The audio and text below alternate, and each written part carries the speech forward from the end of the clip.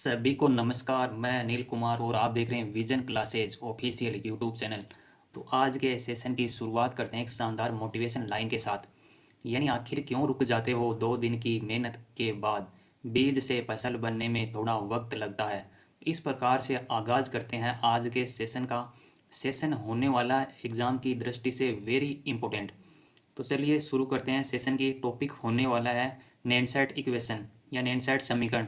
यानी एग्जाम में सीधा क्वेश्चन पूछा जाएगा, नैनसेट समीकरण को व्युत्पन्न कीजिए। इस प्रकार से एग्जाम में क्वेश्चन आने वाला है। तो अब हम बात करते हैं विस्तार से, यानी किस प्रकार से हम नैनसेट इक्वेशन को व्युत्पन्न कर सकते हैं, क्या इसकी थ्योरी होने वाली है। इन सभी पॉइंट्स का हम डिस्कस करने वाले हैं आज के सेशन में। पहले हम बात कर लेते हैं नैनसेट इक्वेशन या नैनसेट समीकरण, यानी एग्जाम में छपने वाला प्रश्न, वेरी इंपॉर्टेंट। अब हम बात करते हैं इंपॉर्टेंट पॉइंट, यानी यह समीकरण नैनसेट नामक वैज्ञानिक के द्वारा दी गई थी, या नैनसेट इक्वेशन नैनसेट नामक वैज्ञानिक के द्वारा दी गई थी। फर्स्ट पॉइंट होने वाला है इस प्रकार से कुछ।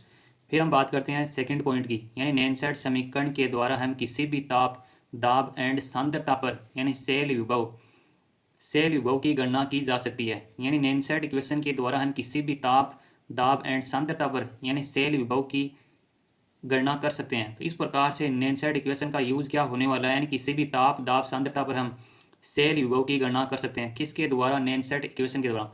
ये सभी पॉइंट आपकी एग्जाम की दृष्टि से होने वाले हैं, बेहद ही इंपॉर्टेंट। अब हम बात करने वाले हैं नैनसेट समीकरण के बारे में। थर्ड पॉइंट, यानी जब किसी मेटल या धातु की छड़ को उसके विलयन में डुबोकर रखा जाता है तो धातु की छड़ पर एक निश्चित विभव उत्पन्न हो जाता है। यानी जब किसी धातु की छड़ को हम उसके विलयन में डुबोकर रखा जाता है तो धातु की छड़ पर एक निश्चित विभव उत्पन्न हो जाता है। अब हम बात करते हैं नेक्स्ट पॉइंट की, यानी नैनसेट ने इलेक्ट्रोड विभव पर धातु आयनों का सांद्रण एवं ताप का प्रभाव दर्शाने के लिए गणितीय समीकरण या व्यंजन दिया, जिसे नैनसेट इक्वेशन कहा जाता है। इस प्रकार से होने वाले हैं नैनसेट इक्वेशन के बेहद ही इंपॉर्टेंट स्टेटमेंट या महत्वपूर्ण बिंदु। यानी नैनसेट ने इलेक्ट्रोड विभव पर धातु आयनों, यानी मेटल्स आयन का सांद्रण एवं ताप का प्रभाव दर्शाने के लिए एक गणितीय समीकरण या व्यंजक दिया, जिसे नैनसेट इक्वेशन कहा जाता है। अब हम बात करने वाले हैं नेक्स्ट पॉइंट की, यानी इस समीकरण के द्वारा सेल के अपचयन विभव की गणना कर सकते हैं। यानी नैनसेट इक्वेशन के द्वारा किसी भी सेल के अपचयन विभव या रिडक्शन पोटेंशियल की हम कैलकुलेशन या गणना कर सकते हैं। फिर नेक्स्ट पॉइंट आने वाला है, इस समीकरण की सहायता से हम सेल विभव तथा मानक सेल विभव, यानी ई नोट सेल और ई सेल के बीच रिलेशन को बता सकते हैं। तो ये सभी पॉइंट होने वाले हैं आपकी एग्जाम की दृष्टि से वेरी इंपॉर्टेंट। अब हम बात करते हैं ई सेल तथा ई नोट सेल में अंतर क्या है, रिलेशन क्या। यानी नैनसेट समीकरण के द्वारा सेल विभव, यानी ई सेल तथा मानक सेल विभव ई नोट के बीच रिलेशन या संबंध को हम बता सकते हैं। यानी किस प्रकार रिलेशन को हम बता सकते हैं, तो इक्वेशन होती है हमारे पास इस प्रकार से, यानी ई सेल बराबर होता है ई कैथोड माइनस ई एनोड। यानी इस प्रकार से हम ई सेल तथा ई नोट सेल में रिलेशन को बता सकते हैं, किसके द्वारा? नैनसेट इक्वेशन के द्वारा। और सेकंड क्या दिया है, स्टैंडर्ड फॉर्म में लिखना चाहें सेल विभव को, तो ई नोट सेल, ई नोट कैथोड माइनस ई नोट एनोड। इस प्रकार से हम अपचयन विभव या इंग्लिश में बात करना चाहें तो रिडक्शन पोटेंशियल को डिनोट कर सकते हैं या प्रदर्शित कर सकते हैं। तो ये इक्वेशन या नैनसेट इक्वेशन होने वाली एग्जाम की दृष्टि से वेरी इंपॉर्टेंट। तो आपको सभी पॉइंट्स को अच्छे से क्लियर करना है, अपने खुद के नोट्स बनाने हैं, तभी पढ़ने में मज़ा आने वाला है। अब हम बात करते हैं नेक्स्ट पॉइंट की, यानी नेक्स्ट पॉइंट क्या होने वाला है, तो मानक हाइड्रोजन इलेक्ट्रोड के सापेक्ष इलेक्ट्रोड अभिक्रिया, यानी रिएक्शन क्या या किस प्रकार से होने वाली है। यानी एक जनरल रिएक्शन की हम बात करना चाहें तो एम एन प्लस और एक्वस स्टेज में है प्लस एन इलेक्ट्रॉन, ये रिएक्शन करते हैं तो किस प्रकार, यानी एम सॉलिड यानी मेटल सॉलिड स्टेट में कन्वर्ट होने वाली है। फिर हम बात करते हैं इक्वेशन नंबर फर्स्ट हम हमारे पास किस प्रकार से प्राप्त होने वाली है। फर्स्ट इसका थोड़ा बेसिक समझते हैं, यानी डेल जी बराबर क्या होता है, यानी डेल जी बराबर होने वाला है minus N F E cell, और डेल जी नोट बराबर minus N F E note cell. यहाँ पे डेल जी क्या होता है, यानी गिब्स फ्री एनर्जी। इस प्रकार से, और यह स्टैंडर्ड फॉर्म में होने वाली है। तो इस प्रकार से हम इक्वेशन नंबर फर्स्ट को किस प्रकार से ला सकते हैं, तो यहाँ पे डेल जी बराबर क्या होने वाला है, minus N F E cell बराबर N F E note cell plus 2.303 और log 10, यानी प्रोडक्ट की सांद्रता अपॉन रिएक्टेंट की सांद्रता, और इसमें हम भाग दे देंगे माइनस एन एफ का। तो किस प्रकार से फाइनली इक्वेशन आने वाली है फर्स्ट, यानी इसमें एन एफ का भाग दिया जाता है तो ये एन एफ से एन एफ कैंसिल होने वाला है, और यहाँ भी NF कैंसिल होने वाला है। तो इस प्रकार से फाइनली हमारे पास आने वाली है इक्वेशन नंबर फर्स्ट। यहाँ पे हम प्रोडक्ट की सांद्रता की बात करना चाहें तो प्रोडक्ट की सांद्रता यहाँ पे दी हुई है MS, यानी M यहाँ पे मेटल किस स्टेज में है, सॉलिड स्टेट में होने वाली है। फिर हम बात करना चाहें रिएक्टेंट की सांद्रता, तो रिएक्टेंट की सांद्रता ये होने वाली है M एक्वस फॉर्म यानी N+। इस प्रकार से होने वाली है इक्वेशन फर्स्ट। तो यहाँ से NF को हम कैंसिल कर देंगे इस प्रकार से, तो इक्वेशन नंबर फर्स्ट आने वाली है, यानी ई सेल बराबर E note cell minus RT/NF लोग प्रोडक्ट की सांद्रता यहाँ पे होती है MS और रिएक्टेंट की सांद्रता है MN+। तो इस प्रकार से होने वाली अपनी इक्वेशन नंबर फर्स्ट।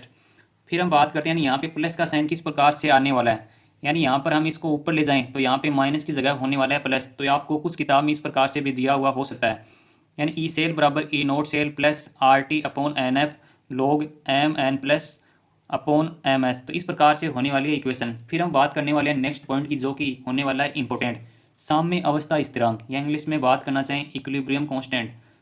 तो बात करना चाहें तो उत्पाद की सांद्रता अपॉन अभिकर्मक की सांद्रता, या कंसंट्रेशन ऑफ प्रोडक्ट और कंसंट्रेशन ऑफ रिएक्टेंट। तो इस प्रकार से सेशन होने वाला एग्जाम की दृष्टि से बेहद ही इंपॉर्टेंट। अब हम बात करने वाले हैं यहाँ पे ई सेल, यानी ई सेल का मतलब क्या होता है, यानी सभी पॉइंट्स को हम पढ़ने वाले हैं विस्तार से। ई सेल क्या होने वाला है, ई सेल का मतलब होता है अपचयन विभव, इंग्लिश में बात करना चाहें तो रिडक्शन पोटेंशियल। फिर होने वाला है नेक्स्ट, यानी ई नोट सेल, तो इसका मतलब होने वाला है मानक इलेक्ट्रोड विभव, इंग्लिश में बात करना चाहें तो स्टैंडर्ड इलेक्ट्रोड पोटेंशियल। ये सभी पॉइंट आपकी एग्जाम की दृष्टि से होने वाले हैं बेहद ही इंपॉर्टेंट। फिर हम बात करते हैं यानी समीकरण फर्स्ट, यानी समीकरण नंबर फर्स्ट है, इसमें क्या करना है, यानी समीकरण 1 का 10 के आधार पर लॉग लेने पर, तो इस प्रकार से यानी 10 के आधार पर इसका लॉग लिया जाता है समीकरण फर्स्ट का। तो किस प्रकार से समीकरण में आने वाला है चेंज, ई सेल बराबर E note cell minus 2.303 RT/NF, और ये चेंज हो जाएगा log 10 में। फिर हम बात करते हैं MS/MN+, और यदि MS की जगह हम 1.0 M रख दें तो इसका मान होने वाला है 1, यानी इकाई मान लें तो इस किस प्रकार से इक्वेशन आने वाली है। यह जब समीकरण फर्स्ट का 10 के आधार पर log लेते हैं तो किस प्रकार से इक्वेशन आती है फाइनली, तो फाइनली इक्वेशन कुछ इस प्रकार से आ जाती है, यानी ई सेल बराबर E note cell minus 2.303 RT/NF log 10 में इक्वेशन होने वाली है कन्वर्ट, और यहाँ पे उत्पाद की सांद्रता अपॉन अभिकर्मक की सांद्रता, इस प्रकार से लिखने वाले हैं हम जनरल रिएक्शन से। जनरल रिएक्शन के बारे में हम पहले पढ़ चुके हैं विस्तार से, यानी MS/MN+, इस प्रकार से होने वाली इक्वेशन। फिर क्या है, कंडीशन अप्लाई करते हैं यहाँ पे, यानी यदि MS बराबर हो जाए 1 मोलर, तो रिएक्शन या इक्वेशन किस प्रकार से होने वाली है, तब ई सेल बराबर क्या होने वाला है, यानी ई सेल बराबर E note cell plus 2.303/NF RT log 10 1/N, यानी MN+, इस प्रकार से होने वाली है फाइनली इक्वेशन। तो नैनसेट इक्वेशन होने वाली एग्जाम की दृष्टि से वेरी इंपॉर्टेंट। अब हम बात करते हैं नेक्स्ट पॉइंट की, यानी मंजिल यूं ही नहीं मिलती राही को, दिल में एक जुनून सा जगाना होता है, पूछा चिड़िया से घोंसला कैसे बनता है, तिनका तिनका बार बार उठाना पड़ता है। तो इस प्रकार से आज का सेशन होने वाला है एग्जाम की दृष्टि से वेरी इंपॉर्टेंट। अब हम बात करते हैं नेक्स्ट पॉइंट की, यानी नैनसेट इक्वेशन किस प्रकार होने वाली है, यानी ई सेल बराबर E note cell plus 2.303/NF RT log 10 और MN+, इस प्रकार से ये होने वाली है नैनसेट इक्वेशन।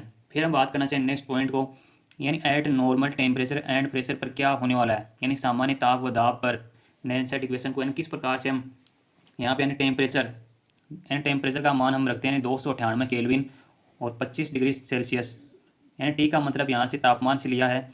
आर का मान क्या होने वाला है, आर यहाँ पे होता है गैस स्थिरांक या गैस कांस्टेंट, आर की वैल्यू क्या होने वाली है, तो 8.314 joule kelvin inverse mole inverse, ये होने वाली है गैस स्थिरांक की वैल्यू।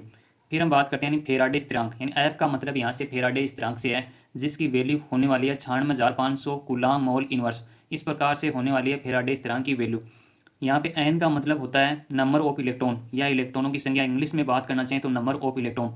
इन सभी वैल्यू को हम पुट करते हैं इस इक्वेशन में, तो फाइनली इक्वेशन आने वाली है नैनसेट इक्वेशन की, यानी ई सेल बराबर E note cell plus 2.303/NF RT log 10 MN+, यानी आर यहाँ पे क्या है गैस कांस्टेंट, जिसकी वैल्यू होने वाली है 8.314 joule kelvin inverse mole inverse.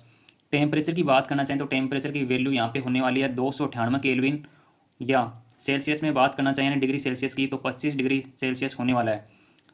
N यहाँ पे नंबर ऑफ इलेक्ट्रॉन, यानी इलेक्ट्रॉनों की संख्या से है। एफ का मतलब होता है फेराडे स्थिरांक या फेराडे कांस्टेंट, जिसकी वैल्यू होने वाली है 96,500 कूलाम मोल इनवर्स। तो इन सभी वैल्यू को हम इस इक्वेशन में पुट करते हैं तो या इस समीकरण में रखते हैं, तो फाइनली हमारे पास आने वाला है नैनसेट इक्वेशन, यानी ई सेल बराबर E note cell plus 0.591 upon N log 10 M N plus, यानी इस इक्वेशन को भी हम बोलने वाले हैं नैनसेट इक्वेशन, जो कि एक फाइनल इक्वेशन होने वाली है।